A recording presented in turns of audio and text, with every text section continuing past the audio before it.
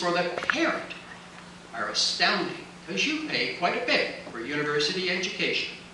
And to eliminate 2 or 3 course credits is an enormous saving.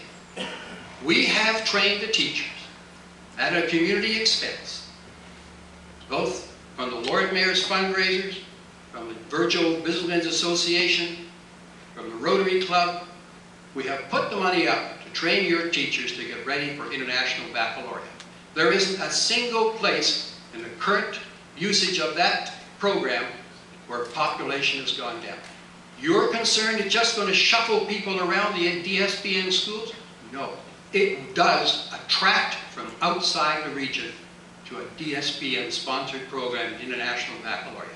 You can increase your student population, and you will do it through international recruitment, because the world wants IB, and they will come to Niagara-on-the-Lake to receive it. Your population will increase in your schools. That's a guarantee.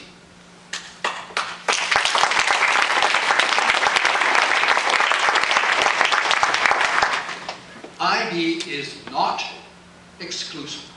It is not expensive. And to date, there's been no cost to the DSBN. As I've said, it's been paid by community funds. I would strongly welcome your participation in that program with us, because I think it will improve student grades, better satisfaction, access to university. It's all to the benefit of our students. NDSS is being closed for low enrollment. I've heard that, heard that, and heard that.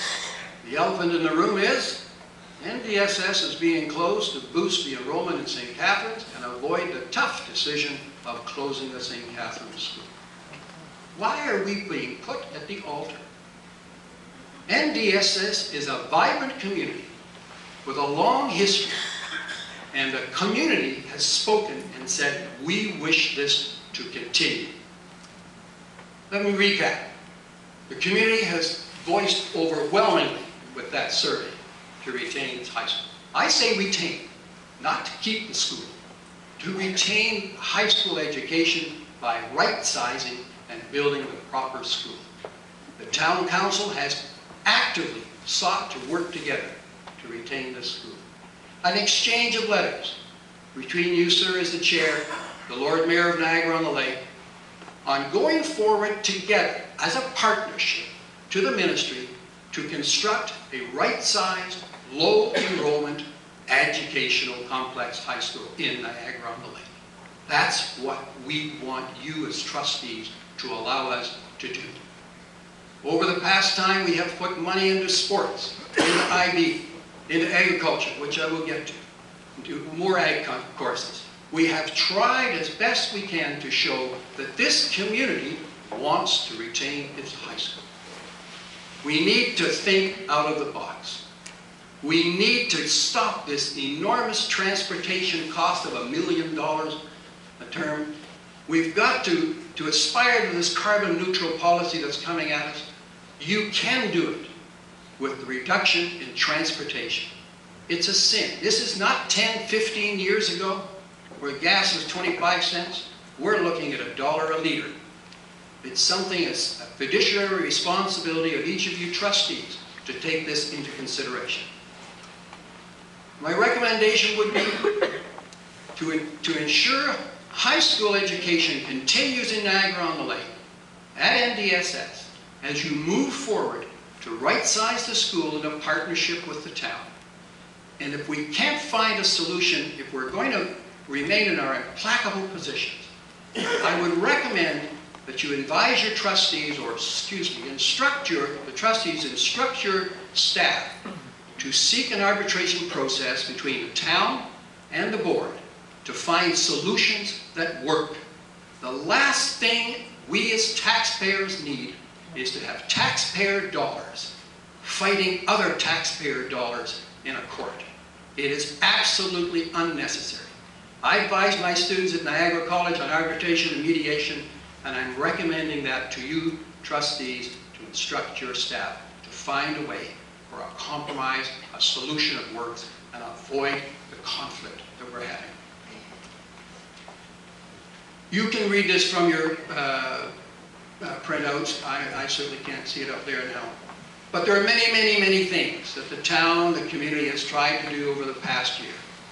We have tried very hard to explain to you that we are interested in retaining this school. We have just recently, and I'm sure Trustee Campbell has probably alerted you to the fact, that we're trying one more time to have another program at this school.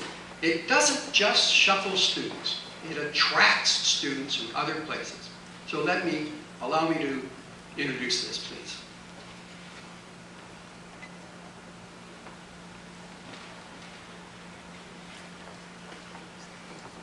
That's right, Ray. I'm here today representing the agricultural community in Niagara-on-the-Lake. We have given a lot of thought to this program, and we want very much to partner with the school board in order to place a high skills majors program at Niagara District High School. Agriculture in the community is very, very important. My industry, the wine industry, has been very successful, and it's very much a value-added industry. So we want to make sure that the students have an opportunity to learn agriculture, to study agriculture, and make a full career out of it.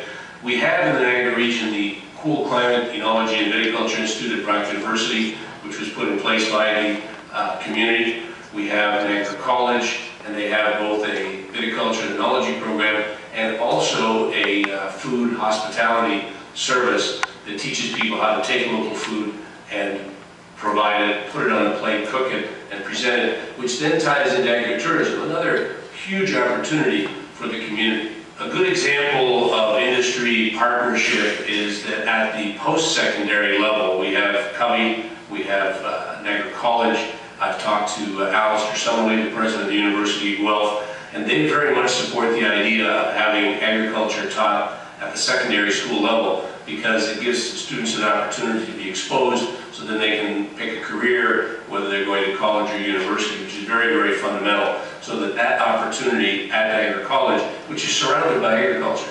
I mean, there's no better place in the world than to be growing horticultural crops in the Niagara region. And because Vineland can support on the horticultural side, we've even partnered with the region in the local food movement, and because then the region can add pigs and chickens, which are other agricultural commodities, all of which can be taught in this high school majors program at Niagara District. So as someone who's grown up in the Niagara region and always been a farmer, I grew peaches, I grew nursery stock, I now grow grapes and turn it into wine. Actually, I'm now back growing grapes. The partners that we've built, and people like Ian Mole, Ian at the St. David's Hydroponics, an unbelievably state-of-the-art greenhouse that has committed land to the program if we so choose. So as we develop the program together, so I implore you as the board to take all of the partners, Vineland Research and Innovation Center is prepared to put all of its resources forward to this. We've got a lot of scientists that can assist with the students, with the teaching, and all of the programs that are necessary to put this together, make it successful, something that the community needs. And you can see they've really sent you the message that they want to do this, they want to keep the high school in Niagara, and we're here to support it as an agricultural community.